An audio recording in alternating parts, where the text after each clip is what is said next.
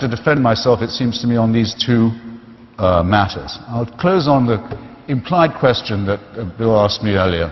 Why don't you accept this wonderful offer? Why wouldn't you like to meet Shakespeare, for example?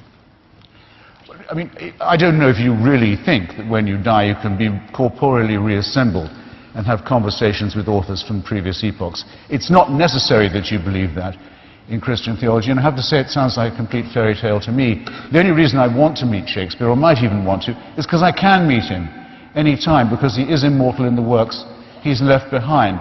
If you've read those, meeting the author would almost certainly be a disappointment.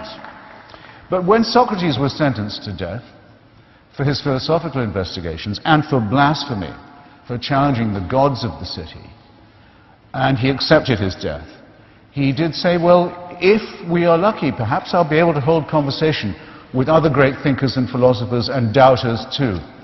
In other words, that the discussion about what is good, what is beautiful, what is noble, what is pure and what is true could always go on. Why is that important? Why would I like to do that? Because that's the only conversation worth having. And whether it goes on or not after I die, I don't know. But I do know that it's the conversation I want to have while I'm still alive. Which means that, to me, the offer of certainty, the offer of complete security, the offer of an impermeable faith that can't give way, is an offer of something not worth having. I want to live my life taking the risk all the time that I don't know anything like enough yet, that I haven't understood enough, that I can't know enough, that I'm always hungrily operating on the margins of a potentially great harvest of future knowledge and wisdom. I wouldn't have it any other way. And I'd urge you to look at those of you who tell you, those people who tell you at your age that you're dead till you believe as they do.